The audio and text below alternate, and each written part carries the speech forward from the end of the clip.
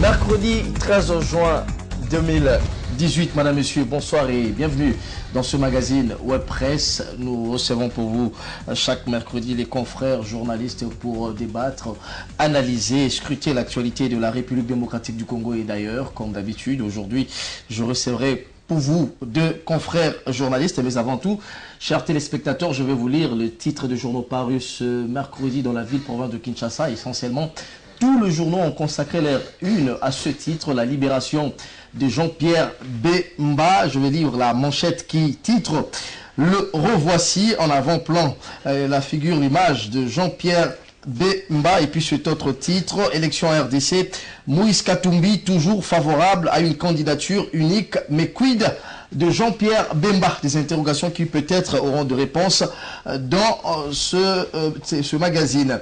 Le vrai modérateur qui titre dans la deuxième affaire de subornation des témoins, Jean-Pierre Bemba en liberté provisoire. Et puis remplacement de Jean-Pierre Kalamba, l'UDPS accuse Milakou de bloquer le processus électoral. Liberté provisoire confirmée. Jean-Pierre Bemba en Belgique s'est exclamé cette fois-ci la prospérité. Lettre d'auto-exclusion signée Bahati Lukwebo, AFDC. Kokoniangi parle d'une correspondance irrégulière. Et puis Instant News qui consacre aussi sa manchette sur le grand retour hypothétique de Bemba en République démocratique du Congo. Finalement, ce titre repris par Congo Nouveau, auto-exclu de l'AFDC, Kokoniangi, ingrat envers Bahati Lukwebo. Madame, Monsieur, comme je vous l'ai annoncé, je recevrai pour vous des confrères. Aujourd'hui, je reçois Mike Moukebaye. J'ai l'habitude de le recevoir dans cette émission. Mike, bonsoir et bienvenue. Hein. Bonsoir, Jésus. En forme? Oui, ça va, ça va.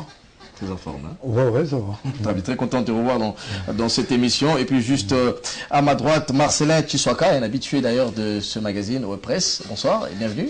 Bonsoir de Jésus, bonsoir à tous les confrères sur ce plateau. Je rappelle que tu es confrère de Congo Web Télévision, tu es de la boîte donc. Et puis juste à ta droite, Jean-Pierre Kayembe de la RTGA. Jean-Pierre, bonsoir et bienvenue. Hein. Bonsoir à tous, je suis content d'être là, merci de l'invitation. Bonsoir à Mike. Très bien. Bonsoir à Marcelin, bonsoir aussi aux téléspectateurs. C'est un plaisir, c'est vrai que par deux fois, je n'avais pas répondu à ton invitation. Très dur, profite pour la production. Des excuses aux téléspectateurs qui attendaient mes interventions. Eh bien, en passant, félicitations, hein, on a appris ce mariage. Tu t'es marié, comment va madame? Madame va bien, sûrement qu'elle nous regarde. Toute la famille va bien, merci beaucoup. Tu t'es invité en dernière minute, t'excuser. Voilà. Alors très bien, mais rapidement, je rappelle que tu es du groupe L'Avenir, donc la RTGA et le journal L'Avenir. Est-ce qu'on peut avoir, tu gères d'ailleurs le site en ligne de L'Avenir. Le grand titre ce matin, c'est quoi? Ce matin, c'est la réaction de Kokoniangi à Bahati. Très bien. Voilà, c'est le gros titre qui barre notre manchette de ce jour. Et il y a aussi, bien évidemment, la remise en liberté de Jean-Pierre Bemba. Alors paradoxalement, je ne vais pas commencer par mon invité qui est juste à ma gauche, je commence par toi, ce titre. Kokoniangi qui répond à Bahati Lukwebo. Comment expliquez-vous ce divorce entre Bahati et Kokoniangi? Non, c'était prévisible. On savait que les deux ne s'entendaient plus. Koko n'était plus en odeur de sainteté de l'autorité morale de son parti. Les dernières déclarations à la porte-pièce du ministre de l'urbanisme habitat. Mais je trouve que Koko n'a pas été très sage parce qu'aujourd'hui, il peut se prévaloir de ce qu'il est devenu, son portefeuille ministériel, son siège à l'Assemblée nationale, mais il sait que... En même temps, il est secrétaire général adjoint de la majorité. Tout ça, il est devenu, il doit son ascension à Bahati. C'est Bahati qui l'a presque fabriqué. Donc, se retourner contre Bahati aujourd'hui est un manque criant de constance et j'encourage pas ça. Et je ne vois pas Kokoniangi émerger parce que j'ai toujours vu qu'en lui, il n'y a pas une forte personnalité. J'ai toujours pensé qu'il est fait pour être juste un suiveur ou un suiviste. Bahati est un leader. Bahati a construit un leadership fort au niveau de la FDC, Bahati a tout investi, il a tout donné. Si Koko a été élu, sûrement c'était grâce à l'argent du boursier par Bahati. Alors faut-il donner raison à Congo Nouveau qui titre Koko Nyangi ingrat? Enfin oui, c'est ce que je voulais dire. D'ailleurs, les mots ne venaient pas, l'ingratitude de Koko Nyangi. Et tout récemment, je crois qu'il a participé à certains laboratoires pour tenter de discréditer le ministre Bahati dans l'opinion, tenter de le monter contre le chef. Mais il a dit on ne sert pas deux chefs à la fois, il a dit. Bon, Kabila reste autorité morale, Bahati est autorité morale au niveau de la FDC, qu'il soit secrétaire général adjoint de la majorité présidentielle. Ce poste ne revient pas à Koko Nyangi en tant qu'individu, c'est un poste du parti. On a donné au parti ce poste parce que après le départ du G7, la FDC devait s'imposer en tant que deuxième plus force politique au sein de la majorité présidentielle. Donc, si Koko était sûr de lui, je crois que l'élégance aurait exigé de lui qu'il démissionne d'abord de son poste au gouvernement, qu'il renonce à son siège à l'Assemblée nationale. Est-ce que c'est ce qui va arriver? Ben, mais il faudrait qu'il tire les conséquences de son auto-exclusion. Mais bon, quand on n'a pas été exclu et qu'on constate l'auto-exclusion, bon, je pense qu'il y a certains arrangements comme le cas Kangoudi a été une jurisprudence ou le cas des élus UDPS. Hein. Je crois que le président Kabila, en tant qu'autorité morale de la majorité présidentielle, il devrait sanctionner ces actes parce que ceux qui se retournent aujourd'hui contre ceux qui les ont fabriqués, rien n'est exclu qu'ils peuvent demain se retourner contre lui. Merci beaucoup, Jean-Pierre. Kamitatou et tous les autres, hein, est vraiment patent. Merci beaucoup, Jean-Pierre Kayembe. Mike Moukebaï, peut-on vivre un scénario du genre AFDC El Koko Nyangi? Bon, dédoublement de partis. J'allais d'abord dire que ce qui arrive est voulu par Joseph Kabila. Qu'est-ce qui se passe? Bon, avant que j'en arrive à Joseph Kabila, c'est que nos partis politiques ont un problème. Au départ, les partis politiques ne sont pas assis sur un ciment assez solide sur le plan politique, sur le plan idéologique. De sorte que quand les partis arrivent dans des coalitions, ils ne savent même pas pourquoi ils sont arrivés dans leur coalition. Ils arrivent dans les coalitions juste pour partager le pouvoir. Il n'y a pas des idéaux de valeurs que les partis défendent en tant que tels. Alors, Kabila utilise cet élément. Quand il se met en coalition avec d'autres, il s'arrange pour que ceux qui arrivent comprennent que c'est à lui qui doivent l'allégeance. Donc, ce qui est devenu Koko Nyangi, ce n'est pas l'AFDC, ce n'est pas Bahati Lukwebo, mais c'est Kabila. Mais non, mais ça salit quand même l'image de la majorité présidentielle. C'est bien le chef de la majorité présidentielle. Comment peut-il entretenir Je te donne un exemple, oui. Quand il faut nommer un ministre Palou, en 2011, sous, comment s'appelle, Augustin Matata, Kabila demande qu'on lui présente 3-4 noms. Je ne sais pas au nom de quel principe. 3-4 noms. Les Palou alignent 4 noms. Les derniers noms, c'est Daniel Mukoko Samba. Les noms qui est en pole position, c'est celui de Ntawa.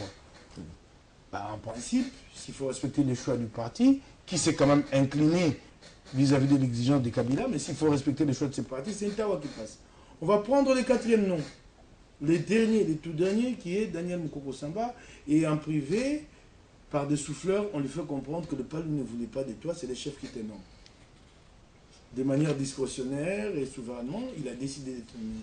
Quand Daniel Mukoko Samba arrive en responsabilité, en poste, il a l'allégeance vis-à-vis de Kabila. Il s'est dit, je ne dois rien. Et mon maintien ici ne dépend pas du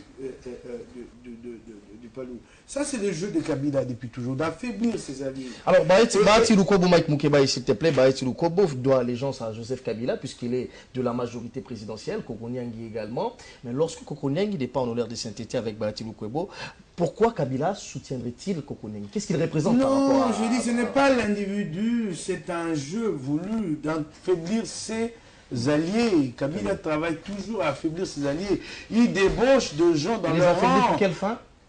Pour rester le plus fort. Je te donne un autre exemple. Martin Kabololo du Palou, il est ministre sempiternel depuis 2006, mais le Palou a déjà demandé son retrait. En tout cas, en 2011, le Palou voulait placer quelqu'un d'autre à ce poste-là. Kabila les garde, et quand il y a crise, conflit au sein du Palou, Martin Kabololo roule pour les intérêts de Kabila au sein du Palou. C'est cela le jeu de Kabila. C'est depuis, toujours, regarde, je donne un autre exemple, toujours avec les Palous. Dans le partage de pouvoir post-2011, élection de 2011, les Palous obtiennent le poste de vice-président de l'Assemblée nationale. Mais Kabila impose aux Palous de ni pouvoir qu'avec un représentant du Katanga. Non, vous mettez personne d'autre qu'un représentant du Katanga. Les Palous disent non, nous ne sommes pas très représentatifs au Katanga, nous n'avons personne là-bas. Alors qu'est-ce qui va... pour finir, non attends, mais pour finir, tu sais ce que Kabila fait. Il rafle les postes aux Palous pour lui donner au défunt Charlemagne de Simba. C'est ça le jeu, et c'est à ce jeu. Déjà ce que Kokonyang dit ici, je l'ai lu dans un journal ici, il ne peut pas dire j'ai un seul maître, c'est Joseph Kabila. Ça, c'est pour flatter Kabila qu'il le maintient en poste. Son chef... Kabila sait qu'il le flatte. Non, son chef... Non, ça l'arrange parce qu'il est dans cette logique-là. Mais si tu veux bâtir un groupe fort avec une unité politique et programmatique, ce qui manque au PPRD, ce qui manque à manger, tu ne vas pas aller dans le flatterie. Le seul chef de Kokonyangi, c'est Bahati. C'est Bahati, le parti FDC, qui est allé en coalition. Donc déjà de dire que mon seul chef c'est Kabila, c'est malsain, c'est indécent. Alors qu'est-ce serait la suite des événements? Kokonyangui, peut-on imaginer un scénario? Kokonyangui quitte la majorité présidentielle, le secrétariat général adjoint, la majorité présidentielle, perd son siège à l'Assemblée? Non, il ne va pas quitter. Il le fait avec la bénédiction de la majorité. Kabila a un problème avec cette majorité, il est difficile à contrôler.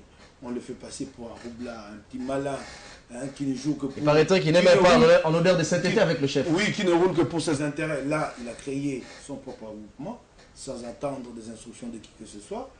Et tout le monde... Alors, ces manœuvres visent à déstabiliser Bahati Lukwebo. Tout le monde sait qu'il nourrit l'ambition de se présenter en dauphin ou en candidat indépendant. Et il y a eu des manœuvres qui ont été mises en place pour essayer de les déstabiliser. Il faut s'attendre à un dédoublement de l'AFDC. Entre autres, Joseph Kokonyangui. Mais comme Kokonyangui n'a pas, comment je veux dire, il n'a pas l'habileté de pouvoir mener ce jeu-là contre Bahati, il est affaibli et c'est fini. Mais à ce stade, il est difficile de dédoubler la FDC, étant donné que les listes ont été déjà présentées au ministère de l'Intérieur. Et l'agrément a été accordé au niveau de la CENI, il est difficile qu'on procède à un dédoublement. Mais avec ces pouvoirs, on peut s'attendre à tout, parce que comment ces pouvoirs fonctionnent, c'est qu'ils vous privent de vos droits. C'est que vous êtes revenu, c'est qu'il vous revient de droits, et puis après, il vous dit qu'est-ce que vous nous donnez en contrepartie. Très bien, merci Moukébaï. Alors la FDC, c'est quand même la troisième force politique, le PPRD, le MSR aujourd'hui, et puis les FDC, pratiquement aujourd'hui, c'est la deuxième force, parce que le MSR est parti avec les autres AG7. Mais quel représente Kokonyangui aujourd'hui? Est-ce que peut-il déstabiliser, comme le dit, il serait soutenu par le président de la République? Qu'est-ce qu'il représente pour jouer un jeu dans la déstabilisation entre guillemets de la FDC? Il est difficile de pouvoir dire qu'il est, disons, soutenu par le chef de l'État, mais ce qui est vrai, que l'AFDC, l'autorité morale de l'AFDC est aussi candidat présidentiable. Vous avez vu, Mike l'a dit, il a créé le regroupement AFDC et alliés, et que cette position n'est pas vue du même œil que le PPRD, qui est la locomotive de la majorité présidentielle. Bahati dérangerait certains intérêts au sein de la famille kabiliste. Et je crois que la carte Kokonyangui est une carte qui vient tout simplement essayer de déstabiliser l'AFDC. Vous êtes sans ignorer que le ministre AFDC au niveau de la province du Sud Kivu a démissionné du gouvernement provincial. Encore, tout ceci représente le malaise, hein, ça démontre le malaise qui existe au sein de la majorité présidentielle. Et l'objectif, c'est de réduire les ambitions de Bahati Lukwebo. Je suis tenté de croire, mais au-delà, à dire que Kokonyangui a le poids de pouvoir déstabiliser Bahati Lukwebo, je doute fort, étant donné que dans l'opinion, Kokonyangui n'est que je ne sais pas comment... de trouble, entre guillemets. Mais s'il faudrait le dire, Kokonyangui s'est illustré par plusieurs dérapages, entre guillemets, décriés par plusieurs scandales. On l'a appris au niveau de Kingabwa avec la spoliation des terrains. Il a dit d'ailleurs que c'était une initiative des députés nationaux, alors que les députés ont récusé cela. Il a déguerpi plusieurs personnalités, hein, notamment. est-ce que peut-être la FDC a décidé de se désolidariser, voulais-je dire, de Kokonyangi. Je ne pense pas par rapport à tous ces dérapages. Je ne pense pas parce que... Et puis il y a aussi l'absence des cotisations. Justement, le motif qui ont été évoqués, ou les motivations, c'est qu'il n'a pas honoré ses engagements vis-à-vis de son parti. Il se comporte en électron libre. Et quand vous suivez les réactions de Kokonyangi, il n'a pas contredit totalement ce qu'a dit Batilou Kwebo, mais il a estimé que ceci devrait être traité au niveau du congrès du parti. Je ne sais pas. Ça confirme ce qu'a dit Mike Moukebaye. Justement. Mais au-delà, il faut dire que Kokonyangi est secrétaire général de la majorité par la bénédiction de Batilou Kwebo et de son regroupement. Alors, est-ce que il peut se mettre dans, disons, à contre-courant de Batilou Kwebo, quel poids il représente? Je doute dans la mesure où la majorité présidentielle, ce que représente l'AFDC, sans Kokonyangi, et je suis tenté de croire que cette aventure va se limiter. Alors comment la majorité présidentielle peut-elle tolérer cet état des choses, ces désordres? Il est secrétaire général adjoint de la majorité. Comment Minakou tolère cela? En fait, c'est du désordre organisé au sein de la majorité. Il est difficile, vous voyez, au sein de la majorité, vous allez voir que même les ambitions de Minakou sont réduites. On fait tout pour que tous fassent allégeance au chef de l'État. Et tous les membres de partis, tous les membres de partis alliés aux départements de la majorité présidentielle ont tendance aujourd'hui, face à leur autorité morale, de se tourner plutôt vers le chef de l'État qui est l'autorité morale de la majorité. Or, ça devait se passer d'abord par l'autorité morale de l'AFDC et puis allégeance à l'autorité morale de la majorité. Voilà, Kokonyangi. Ingrat, c'est le titre de Congo Nouveau. Rapidement, on va prendre le premier thème de ce magazine. Rapidement, je vais accorder la parole à Jean-Pierre Kayembe. La prospérité qui titre liberté provisoire confirmée. Jean-Pierre Bemba en Belgique. Je vais rapidement lire à l'intention des téléspectateurs. Désormais, il est mis en liberté provisoire. Les juges d'appel de la Cour pénale internationale l'ont décidé ainsi depuis hier à La Haye. Mais ce n'est pas tout, car après ces 10 ans passés sous le contrôle de son geôlier, voulais-je dire, il a été acquitté dans la première affaire concernant les 18 ans consécutifs à l'intervention de ces éléments de la DPP à Bangui. Au demeurant, pour la deuxième affaire relative à la subornation des témoins, tout en étant en liberté provisoire, Bemba serait appelé à répondre si nécessaire aux audiences à la Cour pénale internationale, dont la première est fixée au 4 juillet prochain, déjà sous escorte de la police belge. Il a quitté la Cour pénale internationale depuis hier dans la soirée. Jean-Pierre Kayembe, vous avez la parole. Finalement, hier, c'était contre toute attente. Jean-Pierre Bemba a recouvré sa liberté, mais une liberté provisoire. Il a retrouvé sa famille en Belgique. Non, on le savait, on s'y attendait. On savait que Bemba allait recouvrer sa liberté, d'autant plus que les choses, vous avez vu la célérité avec laquelle ce procès, qui a le mérite d'être l'un des procès les plus longs dans l'histoire du monde, a pris les 2 dernières semaines une vitesse de croisière. Donc personne n'attendait un possible acquittement, un possible blanchiment. C'est tombé comme un coup de tonnerre, là. Personne ne s'y attendait à cet acquittement. Et personne ne s'y attendait parce que ceux qui ont arrêté Jean-Pierre Bemba ont décidé de le remettre en liberté. C'est pour dire qu'au niveau de la Cour qu'est-ce que vous voulez dire par là? Au niveau de la Cour, je suis en train de remettre en cause les principes de la Cour pénale internationale, c'est-à-dire que cette Cour qui est supposée être indépendante, qui est supposée administrer la justice, est plutôt au service d'un groupe de pays, d'un groupe de responsables politiques qui l'orientent, qui décident sur l'avenir du monde. C'est une libération politique? Totalement politique. Totalement politique. Qu'est-ce qui vous pousse à le dire? Totalement politique, je vous explique. Parce que, on a vu comment Jean-Pierre Bemba est arrêté, tout le temps qu'il a passé en prison. On a vu les tractations, on passe d'une affaire principale à une autre affaire auxiliaire. Et au niveau même du pays, au niveau du MLC, certains ont commencé à perdre espoir, se disant qu'à l'allure où vont les choses, Bemba ne quittera pas la prison avant les 15 prochaines années.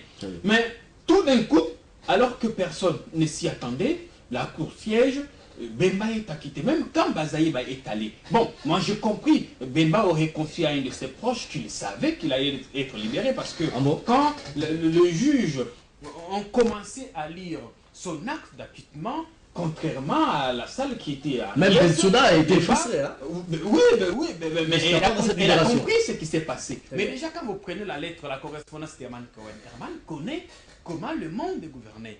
Pour avoir été aux affaires africaines au niveau du département d'État, il est au courant d'un certain nombre de choses. S'il te plaît, Jean-Pierre Kayembe, s'il te plaît, pensez-vous que la CPI a subi des pressions venant des États-Unis, venant de l'Occident, pour libérer Bemba? Ben, il y a notamment les États-Unis, mais la Belgique aussi. La Belgique en est pour quelque chose. Mais il faut voir d'abord les faits. Bemba est arrêté pour des faits, des infractions de crimes perpétrés par ses troupes en Centrafrique. Mais ce qui est curieux dans cette affaire, c'est qu'aucun responsable centrafricain n'a été appelé, n'a été condamné ni emprisonné.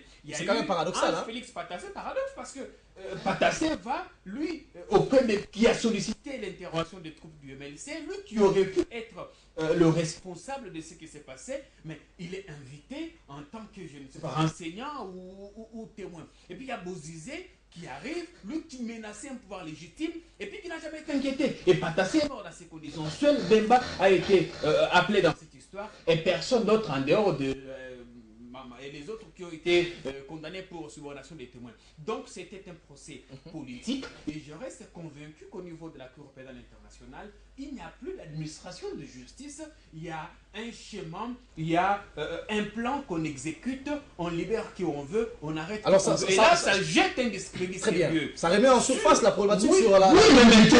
Maintenant, je donne raison aux États africains qui pensaient à un moment donné qu'il fallait qu'on se retire de cette histoire des Blancs. Vous n'avez qu'à voir. Est-ce qu'il y a un seul Blanc qui a arrêté là-bas? Mais si on pouvait aujourd'hui, si cette Cour était réellement indépendante, était réellement au milieu du tout, on aurait dû poursuivre aussi Nicolas Sarkozy pour ce qu'il a fait en Libye. On aurait dû poursuivre notamment Jean-Pierre Kayembe, cette question pour ce qui arrive en Irak, au Pakistan. Au cas où, comme vous le dites, au cas où ce ne serait pas un procès politique, quel serait le sort de Jean-Pierre Bemba d'après vous? Ben, je pense que si c'était pas... Il resterait en prison? Si ce n'était pas un procès politique, Jean-Pierre Bemba, avec tout le temps qu'il a passé en prison, peut-être qu'on pouvait analyser, voir est-ce qu'il jouissait des circonstances atténuantes, est-ce qu'il a été un prisonnier modèle, il serait gardé en prison? Oui. Pour encore longtemps? Mais là, c'est au niveau des juges. Hein. Il a jugé une partie de la peine. Et puis, s'il était reconnu coupable aussi, condamné en appel dans l'affaire de subordination des témoins, là, on dit la peine maximale, c'est 5 ans. Alors, on prendrait les 5 ans plus les 10 ans, 18 ans, ce qui ferait 22, 23. Et puis, on verrait s'il s'est bien comporté en prison, on pouvait lui accorder une liberté conditionnelle. Mais dans ça, on sent qu'il y a eu une main noire. Parce qu'en fait, il y a un problème. On a vu qu'il n'y avait pas d'alternative crédible. On a vu que l'opposition n'arrivait pas à répondre. Alors, il faut déchaîner. Alors, il faut trouver quelqu'un. Oui. Mais je pense que Bemba, avec tout ce qu'il a subi, parce que alors, pensez-vous que Bemba est sorti pour remplir un agenda? Oui, un agenda. Il doit être prudent parce et quel serait cet agenda d'après vous? Mobutu l'avait dit à Mzee Kabila que ceux qui te soutiennent aujourd'hui se retourneront demain contre toi. Donc l'agenda aujourd'hui, c'est que soit on voudrait mettre en place une transition sans Kabila des forces, soit on a vu que Katumbi a moins de chances de revenir, on a vu Félix qui... Mais on veut des leaders, vous comprenez? On veut des leaders, mais aujourd'hui... Et Bemba incarne ses leadership. Bemba, c'est un leader. Merci beaucoup Jean-Pierre Kayembe. Baïk Moukébaï, je reviens à vous. Jean-Pierre Kayembe parle d'un procès politique, d'une libération pratiquement politique. Alors moi j'aimerais qu'on essaye de réfléchir un peu. Emmanuel Macron qui venait de déclarer depuis la France que la France soutient toute initiative prise par l'Angola comme le Rwanda. On a vu les périples du président de la sous-région en Belgique, la lettre de Cohen. N'y a-t-il pas de corrélation dans tout ceci qui concourt à la libération de Jean-Pierre Bemba? J'ai entendu des choses que je juge graves, qu'il n'y avait pas d'alternative. L'alternative ne se décide pas depuis l'extérieur. C'est l'alternative, c'est décide au niveau des urnes. Où on est congolais, où on comprend les idées qu'on défend. On s'est dit souverainiste, on s'est dit qu'il faut que le peuple décide. Et on dit que si Bemba est libéré, c'est parce qu'il n'y a pas d'alternative. Non, l'alternative sera décidée dans les urnes. Nous voulons des élections transparentes.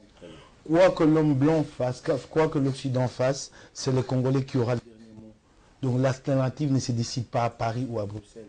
Ça, c'est une allégation à mettre de côté. Katumbi a moins de chance Ça vient d'où? Qu'est-ce qu'il a fait? Quelle est la justice? Tu réponds pas à ces questions, non, tu réponds d'abord à la question. C'est pour les téléspectateurs. Allez. Quelle est la décision de justice qui les condamne définitivement? Il n'en existe pas une seule. La seule décision de justice, qui est d'ailleurs très controversée et encore en discussion, en appel. Il n'y a pas de décision de justice. Ça, c'est vous qui le voyez. Vous l'imaginez. Il n'y a pas. Il n'y a aucune décision de justice. Il y a des affaires qui ont été sorties ici et là-bas. Il n'y a aucune décision qui montre qu'il n'a pas de chance de concourir. Ça n'existe pas. Mais maintenant, parlons de cette question de moins de chance. C'est vrai, quand il s'agit de Moïse Katumbi, on dit qu'il a des problèmes avec la justice. Mais ne voyez pas comment Kabila gère l'État. Qui a fait, Kabila, lui, a des problèmes avec l'État. Les problèmes les plus graves. Et je te donne des exemples et tu ne me répondras pas. Où est la loi sur les manifestations publiques? Kabila l'a retourné en seconde lecture à l'Assemblée. Déjà, quand il l'a retourné, il n'en avait plus le droit. Les délais étaient échus. C'est une compétence liée. Dans un délai d'autant de jours, la loi est d'application d'office. Alors revenons à l'affaire Bemba. Non, laisse-moi y aller rapidement. Tu vas le gérer. Mais non, oui, c'est mon temps. Maintenant, la session s'est terminée. Donc, nous sommes dans un pays où la Constitution met en place un cadre en ce qui concerne le droit public, mais la loi qui doit accompagner cette question, à ce jour, elle n'existe pas. Et ça, c'est pas grave. Et ça, tu n'en parleras pas. Il y a un gouverneur qui est élu. Laisse-moi y aller. Laisse-moi aller rapidement. Non, les questions graves, attends, les questions graves. C'est grave, c'est l'État. Non, laisse-moi, oui. Il y a un gouverneur qui est élu dans le Congo. Régulièrement, 18 voix sur 24. Régulièrement, la CENI a transmis les dossiers acquis des droits. Les délais étaient échus. C'est dans les 15 jours que Kabila doit investir les gouverneurs. Les dossiers lui ont été transmis depuis le 28 mars. À ces jours, ils n'ont pas. Ça ne t'indigne pas. Non, tu trouves ça normal qu'on tue l'État à chaque fois. C'est pas le sujet. Non, attends, non. C'était un raccordement flagrant. Non, laisse-moi. On ne représente pas l'émission. Si tu n'y as pas de réplique, laisse-moi terminer le dernier exemple. Non, on parle tout le temps de justice, que Katumbi a des problèmes. C'est là qu'il dit qu'il a de moins de chance. C'est pourquoi j'ai fait la digression pour vous dire que lui, il a des problèmes avec la justice, mais Katumbi a des problèmes avec l'État. Alors, évidemment, attends, non. Katumbi, est-ce que tu me comprends? Allez-y. Katumbi a des problèmes avec la justice. Kabila a des problèmes avec l'État qui bafoue. Ça, il n'en parle pas. Dernier exemple en la matière. Où est la loi sur le CNSA? Pourquoi Kabila? Il a écrit même une lettre. Et tu l'as lu, je pense, tu es journaliste comme moi. Kabila a dit des lois à passer en priorité, entre autres lois sur la CNSA. Aujourd'hui, nous sommes les 13, si je ne m'abuse. La session s'est terminée. Ça, tu n'en parles pas. L'État est comme ça. Bafoué, il n'est pas respecté. Mais on s'acharne sur Katumbi. Mais ce que nous met en commun, ça tu ne t'en préoccupes pas. Et tu veux te cacher derrière un faux argument, c'est un raccordement frauduleux. Non, c'est une question qui est liée à ces débats parce que tu as parlé de cette question de justice. Rapidement, j'ajoute une chose. Voilà comment il est malin quand j'ai dit c'est un gars qui s'est bien joué à l'équilibriste.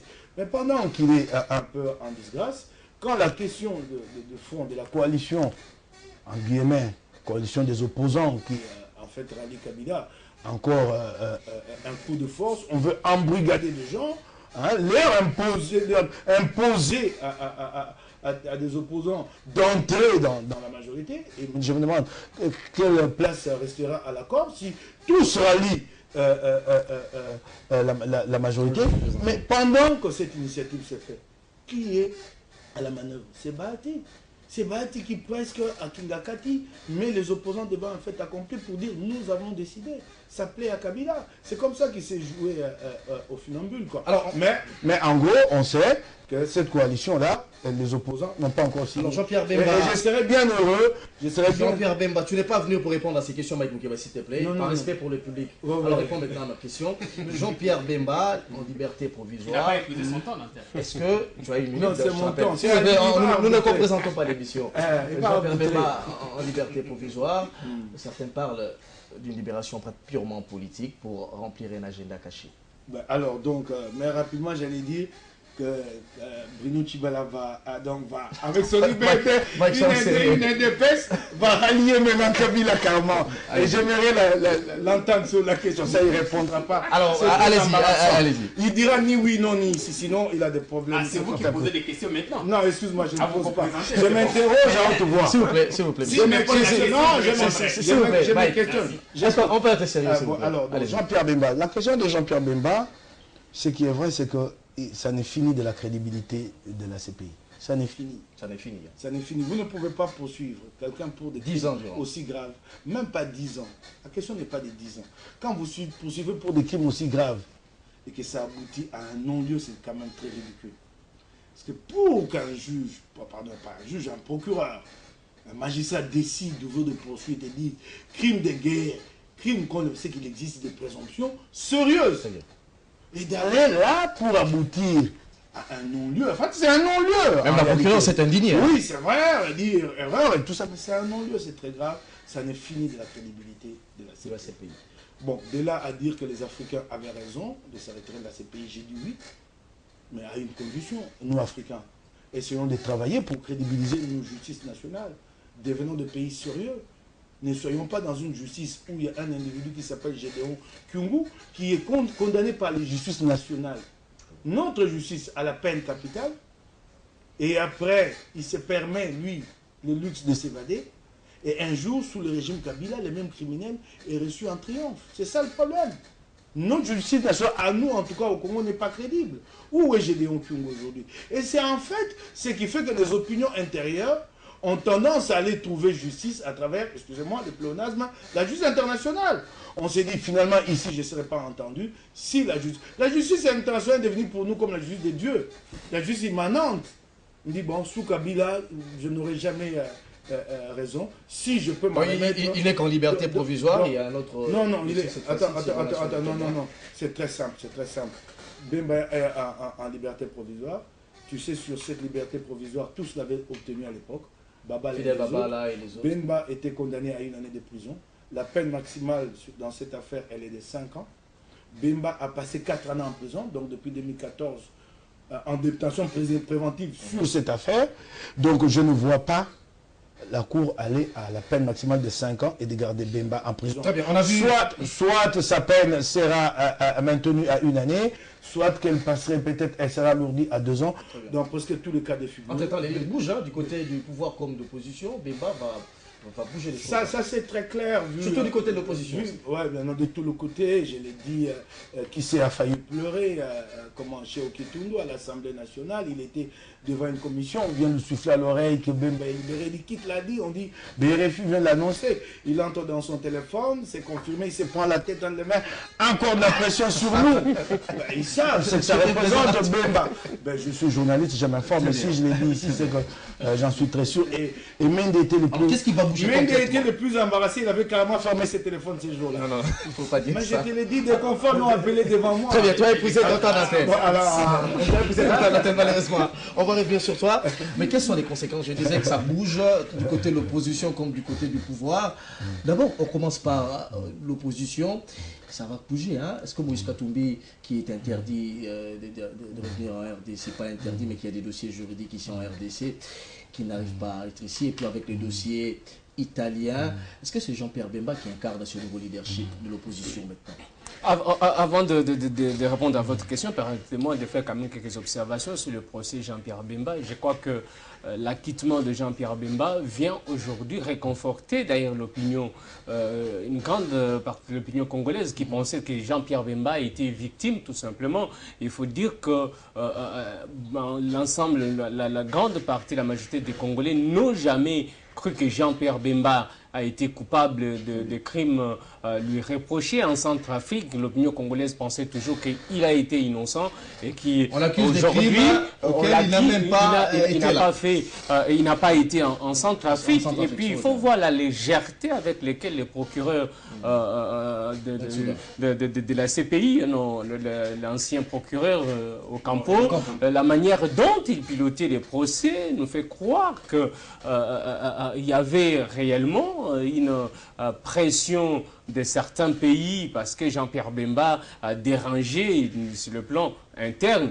Je suis tenté de croire parce qu'au-delà des élections, après les élections de 2006, vous savez que Jean-Pierre a été l'homme fort et il pouvait jouer donc l'équilibre au niveau même de l'opposition au sein de l'hémicycle. Et tout ça pour épargner et laisser la dynastie kabyliste bien gérée. Il fallait donc qu'il y ait cette absence de Jean-Pierre Bemba. Et n'oubliez pas que le procureur faisait des va-et-vient chaque fois à Kinshasa, au lieu même d'aller au niveau de la République centrafricaine. Vous vous souviendrez qu'on a même présenté des témoins qui se sont contredits devant les juges au niveau de la CPI. Il y a certains même de médias congolais qui ont été mis à profit, qui ont même fait les déplacements au niveau de la République centrafricaine pour toujours chercher la culpabilité de Jean-Pierre Bemba Gombo. Donc il faut chercher les raisons politiques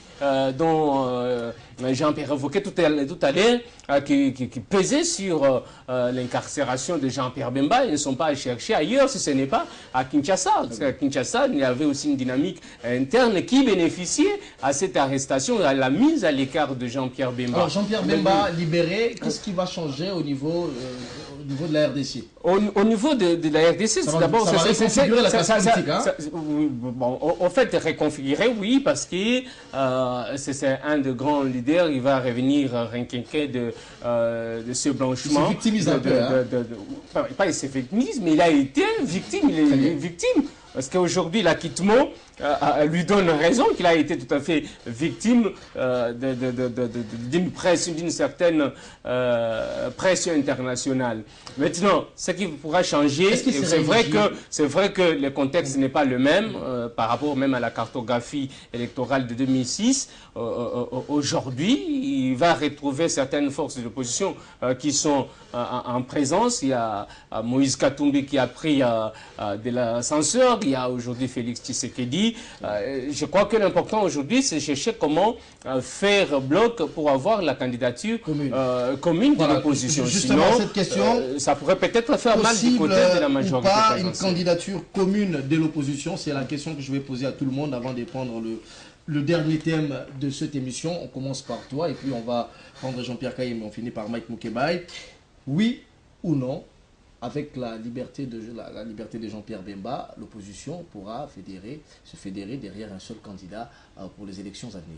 C'est le souhait, c'est le souhait, mais j'hésite un peu. Je voudrais voir ce scénario-là. Je suis en train de voir les duos Mouzito, Tshisekedi, Katumbi. Je doute des duos disons, Jean-Pierre Bemba dans l'opposition, disons, la candidature unique. Je doute, mais sinon c'est le souhait. Mais plutôt, je suis en train de voir Jean-Pierre Bemba faire l'équilibre après les élections de 2018 ici. Il pourrait faire le jeu parce que la majorité présidentielle aujourd'hui, il faut le dire, sans Joseph Kabila, cette majorité aura du mal à pouvoir gagner les élections. Il y a quand même des candidats, il y a Bahati Bobo, il y a s'il vous plaît, il y en a nombreux. S'il vous plaît, je ne sais pas. Il y a Matata Poni aussi.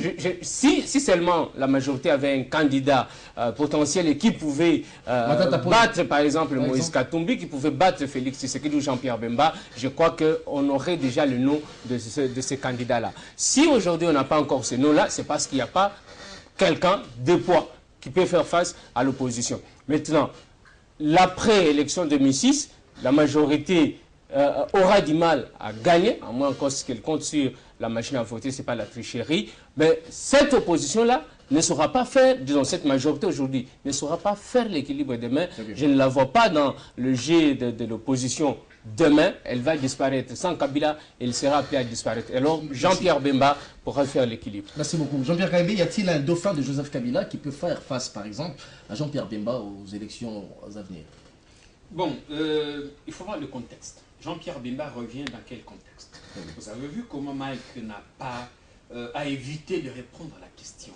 Il a eu beaucoup de mal parce qu'il sait que Jean-Pierre vient surplanter, si vous voulez, notamment Moïse Katumbi qui lui soutient.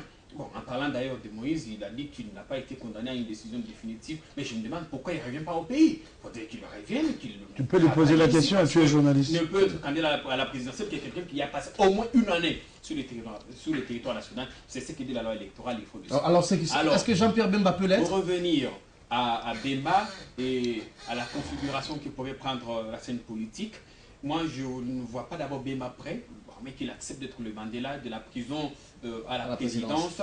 Mais je crois que c'est quelqu'un de traumatisé, qui a passé 10 ans en prison, qui a perdu son père, qui n'a pas eu le temps suffisant nécessaire d'assister à ses obsèques. D'ailleurs, lui-même ne s'est pas encore prononcé sur si sera candidat ou pas. On suppute, mais moi je crois que Jean-Pierre Bemba a besoin d'un temps.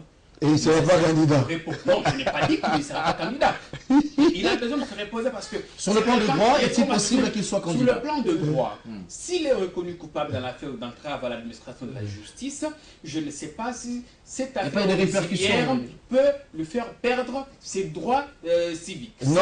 Est-ce que ce n'est pas un raccordement frauduleux, ça? Non, je ne fais pas des raccordements. Non, j'ai vu ça sur les réseaux sociaux. Je ne suis pas praticien de droit, mais je me dis... je ne sais pas, mais je crois que les juristes vont nous dire si, pour Jean-Pierre Bemba, le fait pour lui d'être reconnu coupable dans cette affaire peut lui faire perdre son droit, par exemple, d'être tout ça. Mais déjà, à voir comment les choses se présentent, je crois que ce n'est pas le cas. S'il n'est pas condamné ou s'il est mis en liberté, le procureur voudrait qu'il fasse rapport à la CPI de tous ces mouvements. Je ne sais pas si on acceptera ce qu'il se rende en RDC. Et s'il venait en RDC, Jean-Pierre Bemba trouve la dynamique a changé, la dynamique interne a changé. Le MLC n'a plus Kinshasa comme il y a 7-8 ans passés. Et puis le MLC est vidé de ses classiques, hein, les Thomas Louaka, les... Jean-Pierre Bemba, d'où Jésus, va régner sur un cercueil, un parti qui n'existe presque plus. Le parti existait toujours, le Grand Équateur. Attendez, quand vous prenez le Grand Équateur, dans sa configuration d'il y a 8 ans, c'est plus la même chose. Vous n'avez plus Makila qui est avec Bemba, vous n'avez plus Thomas Louaka, vous n'avez plus Jean-Lucien Boussa. Ce sont des classiques, hein? Non, mais c'est des gens qui sont vus aujourd'hui comme des traîtres avec la sortie de Jean-Pierre Bemba. Ça aussi, il faut noter. Mais ils sont vus comme des traîtres, comme l'a dit Marcel. Des traîtres où ils ont pensé, comme certains au sein du MLC, que l'affaire Bemba était finie, parce que nos partis politiques, quand les leaders n'est plus là, quand on est coupé de son leader, on cherche sa survie politique. Je crois qu'il n'avait pas tort de chercher ailleurs. Mais quand vous prenez aujourd'hui, le retour de Bemba fait plus mal à l'opposition qu'à la mouvance présidentielle. Parce qu'il y a eu, après Tshisekedi, Félix est venu, il a fait sa démonstration à Sainte-Thérèse, les katumbistes ont eu beaucoup de mal Ils ont mobilisé, à mobiliser. On parle de 10 000 personnes, bon, personne n'a su compter ça. Je pense que Mike ne me dira pas le contraire. Donc Jean-Pierre vient bouleverser les calculs.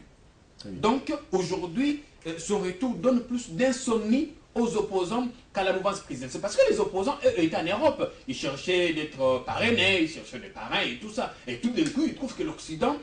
Parce que la sortie des Bemba est politique, c'est l'Occident qui l'a décidé. Parce que Bemba, c'est les dauphins. Alors, si la sortie des Bemba est politique, comme vous le dites, Bemba serait les dauphins de Kabila. Dauphin de Kabila, Kabila ne l'a pas décidé. Bemba n'est pas de la majorité présidentielle, même si tout le temps qu'il a passé en prison, il a été... Dans ce sens qu'il va remplacer Joseph Kabila. Remplacer Kabila, là encore faut-il que la population le décide, que les urnes le décident, mais au niveau de la majorité présidentielle, contrairement à l'opposition, je vois qu'on prépare le plus sérieusement du monde les élections. Avec quel dauphin? Il y a des gens. Il y a des gens qui, par exemple, qui peut faire face à Moïse Katumbi ou à Jean-Pierre Bemba? Bruno Chibala. Bruno Chibala n'est qu'un allié. Très bien. Mais je crois qu'aujourd'hui, s'il a également le soutien de la majorité présidentielle, il peut gagner. Tu sais qu'il a pensé aller seul. Il n'a pas gagné. Il ne faut pas suivre les provocations des Mike. Non, mais je lui réponds. Si tu sais qu'il avait accepté de faire alliance avec Caméré, il aurait gagné l'élection. Il aurait gagné l'élection présidentielle. Merci beaucoup. Cette question, je vous pose, c'était la même question à vous trois. Oui ou non à une candidature commune de l'opposition après la libération? Je vais aller rapidement, mais tu me diras de ne pas faire le contradictoire, mais il faut bien que je fasse une mise au point sur certaines questions. Allez-y, Mike. Donc, tu as 2 minutes comme les autres. Je t'ai dit d'abord que Jean-Pierre est limité dans ses mouvements jusqu'au 4 juillet.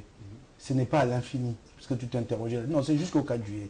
au prononcé du jugement, c'est fini. Tu n'as pas à t'interroger. Peut-être tu n'as pas lu. Oui, mais tu n'as pas à laisser ça comme ça. Le mail s'est dit qu'il Non, pouvait venir. non, c'est au 4 juillet. Ne juillet. discutons pas sur le 4 juillet. juillet. Mais je ne comprends pas ton invité.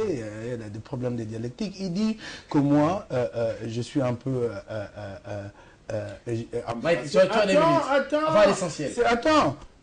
Que j'ai dit que maintenant je redoute le retour de Jean-Pierre. Moi, je n'ai pas de problème. Moi, je suis l'homme de l'émulation. J'accepte la concurrence. S'il va supplanter Katumbi, c'est normal, je m'inclinerai. Mais je me rends compte que toi-même, pendant du même Jean-Pierre, tu dis qu'il va régner sur un cercueil. Mais lui, il nous fait peur. Il nous fait peur dans l'opposition, pas vous. Mais tu dis toi-même de ta bouche qu'il va régner sur un cercueil, la dynamique a changé. Ah non, moi je représente Non, attends. L'homme que tu représentes, présente comme redoutable. Toi-même, de l'autre côté, tu dis qu'il va régner sur un cercueil. Bon, comment il est redoutable vis-à-vis de nous s'il règne sur un cercueil? Quels sont ses atouts alors pour faire peur à Katumbi, selon toi? Et tu dis qu'il va régner sur un cercueil, que les MLC est vide, que la dynamique a changé. C'est toi qui l'as dit. Tu montres que l'homme n'a plus de ressort. Mais s'il n'a plus de ressort, tu trouves qu'il en a pour faire peur à ses concurrents dans l'opposition. Il y a un problème de dialectique chez toi-même. C'est pas moi. Sinon, alors, toi, tu clarifies ta position devant... comment ça s'appelle, devant des téléspectateurs. Alors, Mike, et puis je réponds d'abord à ma question, oui ou non à une candidature commune. Bon, alors, comme il me reste une minute, j'ai dit, bon, j'aimerais bien que quand il parle des présidentielles, qu'il parle aussi de Bruno Tshibala. C'est un leader d'un grand parti, l'UDPS. Il ne parle pas de lui, lui-même qui fait sa forme. Ça se décide à... Mais il parle de lui. Ça se décide à l'UDPS. Il ne parle pas de lui. Et pas des autres. Fachi a fait un meeting. Tshibala n'a pas de ça va se décider. Alors, rapidement, la majorité a des problèmes pour trouver un dauphin parce que quand tu parles avec les bons de la majorité, personne ne connaît la pensée profonde de Kabila. Il n'y a pas d'élite. Il navigue à vue, tous. Et c'est ça le plus grand problème. Peut-être que la majorité en trouvera un jour. Mais la grande difficulté, attends, je termine. La grande difficulté, c'est qu'il défendra quel bilan. Quand lui dit si Tshibala a l'appui... Attends, je réponds rapidement. Quand il dit si Tshibala obtient l'appui de la majorité, il peut gagner. Donc il est prêt à pousser Tshibala à les défendre. Les bilans négatifs de Kabila. Bravo. Et je te dis, dans l'opposition maintenant... Attends, possible d'avoir une candidature commune. Question directe. Voilà, question directe. Possible d'avoir une candidature commune de l'opposition après la libération de Jean-Pierre Bemba. Très difficile pour plusieurs raisons. Il faudra y travailler, mais très difficile pour plusieurs raisons. D'abord, une question d'ego. Les égos sont très forts dans cette opposition. Des partis historiques comme l'UDPS auront difficile à accepter de concéder pour un autre. Il y a vraiment des questions difficiles à régler avant d'arriver à cette candidature commune. Merci beaucoup. Mais elle est souhaitable. Madame, Messieurs, merci de votre confiance et fidélité, de votre particulière attention à ce magazine Web Presse. Merci en tout cas de nous avoir suivis. Merci à notre confrère Marcel Tshiswaka d'avoir répondu à notre... J'allais saluer, si je ne le faisais pas, ce serait très choquant. J'allais saluer un camarade, Luc Nkulula, qui est mort, Merci à Jean-Pierre Kayembe d'avoir été le nôtre. Merci en tout cas. Merci de l'invitation. Merci aussi à Mike Mukeba et merci à vous, chers téléspectateurs.